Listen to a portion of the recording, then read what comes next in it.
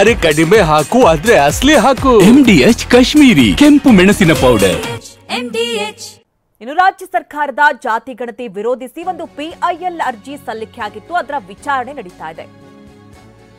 ರಾಜ್ಯ ಸರ್ಕಾರ ಕೇಂದ್ರ ಸರ್ಕಾರಕ್ಕೆ ಹೈಕೋರ್ಟ್ ಒಂದು ನೋಟಿಸ್ ಅನ್ನ ಜಾರಿ ಮಾಡಿದೆ. ಕೇಂದ್ರದ ಸೆನ್ಸಸ್ ಕಮಿಷನರ್ಗೆ ಹೈಕೋರ್ಟ್ ನೋಟಿಸ್ ಕೊಟ್ಟಿದೆ. ಹಿಂದುಳಿದ ವರ್ಗಗಳ ಆಯೋಗಕ್ಕೂ ಕೂಡ ಹೈಕೋರ್ಟ್ ನೋಟಿಸ್ ಅನ್ನ ಜಾರಿ ಮಾಡಿದೆ. ಕಾಲಾವಕಾಶ ಕೋರಿದ ಹಿಂದುಳಿದ ವರ್ಗಗಳ ಆಯೋಗ ನೋಟಿಸ್ ಕೊಡ್ತಾ ಇದ್ದಂತೆ ಹಿಂದುಳಿದ ವರ್ಗಗಳ ಆಯೋಗ ಈಗ ಕಾಲಾವಕಾಶವನ್ನ ಕೋರಿದೆ. ಆಯೋಗದ ಪರ ಹಿರಿಯ ವಕೀಲ ಪ್ರೊಫೆಸರ್ ರವಿವರ್ಮ ಕುಮಾರ್ ಮನವಿಯನ್ನ ಮಾಡಿದ್ದಾರೆ. ಅಂದ್ರೆ ಬುಧವಾರದವರೆಗೂ ಕೂಡ ವಿಚಾರಣೆಯನ್ನ ಮುಂದೂಡೋದಕ್ಕೆ ಸರ್ಕಾರ ಮನವಿಯನ್ನ ಮಾಡಿದೆ. ಸರ್ಕಾರದ ಪರ AAG ಪ್ರತಿಮಾ ಹೊನ್ನಾಪುರ ಈ ಬಗ್ಗೆ ಮನವಿಯನ್ನ ಮಾಡಿದ್ದಾರೆ.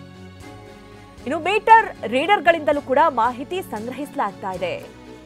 ಸಂಗ್ರಹಿಸುವಂತಹ ಅಂಕಿ ಅಂಶಕ್ಕೆ ರಕ್ಷಣೆ ಇಲ್ಲವೆಂದು ವಕೀಲರು ವಾದವನ್ನು ವ್ಯಕ್ತಪಡಿಸಿದ್ದಾರೆ. ಈಗಾಗಲೇ ಜಾತಿ ಗಣತಿ ಆರಂಭಿಸಿದೆ ಅಂತ ಹೇಳಿ ನೆಪ ಹೇಳಬಾರದು. ಅರ್ಜಿದಾರರ ಪರ ಪ್ರಭುಲಿಂಗ್ ನಾವದಗಿ ಮತ್ತೆ ವಿವೇಕ್ ರೆಡ್ಡಿ ವಾದವನ್ನ ಮಂಡಿಸಿದ್ದಾರೆ. ತುರ್ತು ವಿಚಾರಣೆಗೆ ಅರ್ಜಿದಾರರ ಪರ ವಕೀಲರು ಮನವಿಯನ್ನ ಮಾಡ್ತಾ ಇದ್ದಾರೆ. ನೋಡಿ, ಒಂದ್ ಕಡೆ ಸರ್ಕಾರದ ಪರ ವಕೀಲರು ಮಾಡ್ತಾ ಇರುವಂತಹ ಮನವಿ ಇದು. ಯಾಕಂದ್ರೆ ಮೀಟರ್ ರೀಡರ್ಗಳಿಂದಲೂ ಕೂಡ ಮಾಹಿತಿಯನ್ನ ಸಂಗ್ರಹಿಸಲಾಗ್ತಾ ಇದೆ. ಸಂಗ್ರಹಿಸುವ ಅಂಕಿ ಅಂಶಕ್ಕೆ ರಕ್ಷಣೆ ಇಲ್ಲ ಅಂತ ಹೇಳಿ ವಕೀಲರು ವಾದವನ್ನ ವ್ಯಕ್ತಪಡಿಸ್ತಾ ಇದ್ದಾರೆ. ಯಾವುದೇ ರೀತಿ ನೆಪ ಹೇಳದಂತೆ ಈ ಮನವಿಯನ್ನ ಸ್ವೀಕರಿಸಬೇಕು ಅಂತ ಹೇಳ್ತಿದ್ದಾರೆ. ಈ ಬಗ್ಗೆ ಹೆಚ್ಚಿನ ಡೀಟೇಲ್ಸ್ ಅನ್ನ ನೀಡ್ತಾರೆ ನಮ್ಮ ಪ್ರತಿನಿಧಿ ಪ್ರಸನ್ನ. ಇದು ಬಹಳ ಗೊಂದಲಕ್ಕೆ ಈಡಾಗ್ತಾ ಇದೆ ಜಾತಿ ಗಣತಿ ವಿಚಾರ. ಒಂದು ಕಡೆ ಈಗ ಕ್ರಿಶ್ಚಿಯನ್ ಅಲ್ಲಿ ಉಪಜಾತಿಯನ್ನ ಮಾಡ್ತೀವಿ ಅನ್ನುವಂತಹ ವಿಚಾರ ಆಗಿರಬಹುದು, ಅಥವಾ ಜಾತಿ ಗಣತಿಯನ್ನ 22ಕ್ಕೆ ಮಾಡೇ ಮಾಡ್ತೀವಿ ಅನ್ನುವಂತಹ ವಿಚಾರ ಆಗಿರಬಹುದು. ಸಾಕಷ್ಟು ಗೊಂದಲಕ್ಕೆ ಕಾರಣವಾಗ್ತಾ ಇದೆ. ಸದ್ಯದ ಈಗ PIL ಅರ್ಜಿ ಕೂಡ ಸಲ್ಲಿಕೆ ಆಗಿರುವಂತದ್ದು, ಯಾವ ರೀತಿ ವಾದ ಪ್ರತಿವಾದ ನಡೀತಾ ಇದೆ ಪ್ರಸನ್ನ?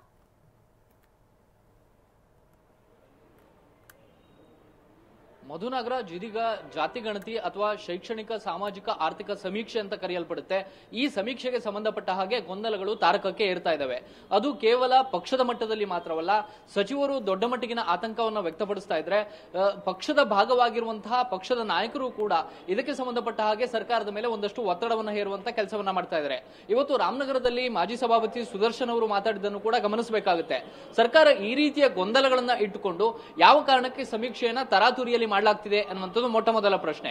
ಮತ್ತು ಸೆಪ್ಟೆಂಬರ್ 22ರಿಂದ ಸಮೀಕ್ಷೆ ಪ್ರಾರಂಭ ಆಗಬೇಕು ಅಂತಂದ್ರೆ ಗೊಂದಲಗಳಿಗೆ ತೆರೆ ಎಳೆಯುವಂತ ಕೆಲಸವನ್ನ ಇದುವರೆಗೆ ಹಿಂದುಳಿದ ವರ್ಗಗಳ ಆಯೋಗ ಕೂಡ ಮಾಡಿಲ್ಲ. ಜೊತೆಗೆ ಸರ್ಕಾರವು ಕೂಡ ಜಾತಿ ಗಣತಿಯನ್ನ ಮಾಡೇ ಮಾಡ್ತೀವಿ ಅಥವಾ ಸಮೀಕ್ಷೆಯನ್ನ ಮುಂದೂಡೋದಿಲ್ಲ ಅನ್ನುವಂತ ಮಾತನ್ನ ಮುಖ್ಯಮಂತ್ರಿಗಳು ಅತ್ಯಂತ ಸ್ಪಷ್ಟವಾಗಿ ಹೇಳಿದಾಗಲೂ ಕೂಡ ಸಚಿವರಿಗೆ ಮತ್ತು ಬೇರೆ ಬೇರೆ ಸಮುದಾಯವನ್ನ ಪ್ರತಿನಿಧಿಸ್ತಾ ಇರುವಂತಹ ನಾಯಕರಿಗೆ ಇದರ ಬಗ್ಗೆ ಒಂದು ಸ್ಪಷ್ಟ ಚಿತ್ರಣ ಸಿಗ್ತಾ ಇಲ್ಲ. ಮತ್ತು ಈಗಾಗಲೇ ತಿಳಿಸಿರೋ ಪ್ರಕಾರ ಕ್ರಿಶ್ಚಿಯನ್ ಜಾತಿಯ ಜೊತೆಗೆ ಕ್ರಿಶ್ಚಿಯನ್ ಧರ್ಮದ ಜೊತೆಗೆ ಹಿಂದೂ ಧರ್ಮದ ಕೆಲವು ಜಾತಿಗಳನ್ನ ಸಮೀಕರಣ ಮಾಡಲಾಗಿದೆ ಅನ್ನುವಂಥದ್ದು ಕೇಳಿ ಬರ್ತಾ ಇರುವಂತಹ ಪ್ರಮುಖ ಆಕ್ಷೇಪ ಮತ್ತು ಆರೋಪ. ಹೆಚ್ಚುವರಿಯಾಗಿ ಸೇರ್ಪಡೆಯಾಗಿರುವಂತಹ 331 ಜಾತಿಗಳನ್ನ ಡಿಲೀಟ್ ಮಾಡಲಾಗುತ್ತಾ ಅಥವಾ ಅದನ್ನ ತಕ್ಷಣಕ್ಕೆ ಕೈ ಬಿಡಲಾಗುತ್ತಾ ಅಥವಾ ಅದನ್ನು ಕೂಡ ಕನ್ಸಿಡರ್ ಮಾಡ್ತೀವಾ ಅನ್ನೋ ಬಗ್ಗೆ ಈ ಕ್ಷಣದ ತನಕವೂ ಕೂಡ ಹಿಂದುಳಿದ ವರ್ಗಗಳ ಆಯೋಗದಿಂದ ಒಂದು ಸ್ಪಷ್ಟವಾದಂತಹ ಚಿತ್ರಣ ಇದುವರೆಗೆ ಸಿಕ್ಕಿಲ್ಲ. ಮತ್ತು ಈಗಾಗಲೇ 1574 ಜಾತಿಗಳನ್ನ ಕೈಪಿಡಿಯಲ್ಲಿ ನಮೂದು ಮಾಡಲಾಗಿದೆ. ಅಂದ್ರೆ ಬ್ರಾಹ್ಮಣ ಕ್ರಿಶ್ಚಿಯನ್, ಕುರುಬ ಕ್ರಿಶ್ಚಿಯನ್ ಈ ರೀತಿಯ ಎಲ್ಲವೂ ಸೇರಿ 1574 ಜಾತಿಗಳಲ್ಲಿ ಎಷ್ಟು ಜಾತಿಗಳನ್ನ ಕೈ ಬಿಡಲಾಗುತ್ತೆ ಅನ್ನೋ ಬಗ್ಗೆ ಇನ್ನೂ ಕೂಡ ಮುಖ್ಯಮಂತ್ರಿಗಳ ಸೂಚನೆಯ ಮೇಲೆ ಹಿಂದುಳಿದ ವರ್ಗಗಳ ಆಯೋಗ ಸ್ಪಷ್ಟ ಚಿತ್ರವನ್ನು ಕೊಟ್ಟಿಲ್ಲ. ಸಮೀಕ್ಷೆಯನ್ನ ಮುಂದೂಡಬೇಕಾ ಬೇಡವಾ ಅನ್ನೋ ಬಗ್ಗೆ ಮುಖ್ಯಮಂತ್ರಿಗಳು ಒಂದು ಹೇಳಿಕೆಯನ್ನ ಕೊಟ್ಟಿದ್ದಾಗಲೂ ಕೂಡ ಈ ರೀತಿಯ ಗೊಂದಲಗಳ ಬಗ್ಗೆ, ಅದನ್ನ ಸರಿಪಡಿಸುವ ಬಗ್ಗೆ, ಸಚಿವರಲ್ಲಿ ಇರುವಂತಹ ಆತಂಕವನ್ನ ಸಮಾಧಾನ ಪಡಿಸುವ ಬಗ್ಗೆ ಇದುವರೆಗೆ ಒಂದು ಸೂಕ್ತವಾದಂತಹ ಮಾಹಿತಿ ಸರ್ಕಾರದ ಕಡೆಯಿಂದ ರವಾನೆ ಆಗಿಲ್ಲ ಅನ್ನುವಂಥದ್ದು ಸಮುದಾಯದಲ್ಲೂ ಕೂಡ ಬೇರೆ ಬೇರೆ ರೀತಿಯ ಚರ್ಚೆಗೆ ನಾಂದಿಯನ್ನ ಹಾಡ್ತಾ ಇದೆ. ಮತ್ತು ಗೊಂದಲಗಳು ಇರುವಾಗ ಇನ್ನೊಂದಷ್ಟು ಕಾಲಾವಕಾಶವನ್ನ ತೆಗೆದುಕೊಂಡು ಸಮೀಕ್ಷೆಯನ್ನ ಮಾಡಬೇಕು ಅನ್ನೋ ಬಗ್ಗೆಯೂ ಕೂಡ ಇದೀಗ ದೊಡ್ಡ ಮಟ್ಟಿಗಿನ ಒತ್ತಡವನ್ನ ಹೇರಲಾಗ್ತಾ ಇದೆ. ಇದೀಗ ರಾಮನಗರದಲ್ಲಿ ಮಾತನಾಡಿರುವಂತಹ DCM DK ಶಿವಕುಮಾರ್ ಅವರು ಕ್ಯಾಟಗರಿ ವೈಸ್ ಕೊಡೋದಕ್ಕೆ ಹೊರಟಂತಹ ಈ ಒಂದು ಆಯೋಗದ ಕ್ರಮವನ್ನ ಪ್ರಶ್ನೆ ಮಾಡೋದರ ಜೊತೆಗೆ ಗೊಂದಲವನ್ನ ಬಗೆಹರಿಸ್ತೀವಿ ಅನ್ನುವಂತ ಮಾತನ್ನು ಕೂಡ ಹೇಳ್ತಾ ಇದ್ದಾರೆ.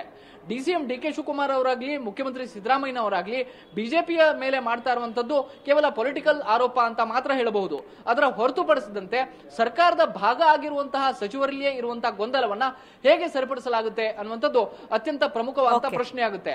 ಜೊತೆಗೆ ಸಮೀಕ್ಷೆ ಪ್ರಾರಂಭ ಮಾಡೋದಕ್ಕೆ ಸೆಪ್ಟೆಂಬರ್ 22ನ ದಿನಾಂಕ ನಿಗದಿ ಮಾಡಿರೋದ್ರಿಂದಾಗಿ ಅಷ್ಟರ ಒಳಗಾಗಿ ಈ ಎಲ್ಲ ಗೊಂದಲಗಳನ್ನ ಸರ್ಕಾರ ಹೇಗೆ ಬಗೆಹರಿಸುತ್ತೆ ಅನ್ನುವಂಥದ್ದು ಸಾಕಷ್ಟು ಕುತೂಹಲವನ್ನ ಮೂಡಿಸ್ತಾ ಇದೆ. Madhu Nagaraj. Okay Prasanna, thank you ನಿಮ್ಮೆಲ್ಲ ಡೀಟೇಲ್ಸ್ಗಾಗಿ. MDH ನ ಕಿಚನ್ ಅಲ್ಲಿದ್ರೆ ನಾವು ಎಲ್ಲವನ್ನು ಮಾಡಬಹುದು. ಬೆಂಗನ್ ಕ ಬರ್ತಾ, ಆಲೂ ಗೋಬಿ, ಬಿಂಡಿ ಮಸಾಲಾ, ಇನ್ನೂ ಬಹಳಷ್ಟು. MDH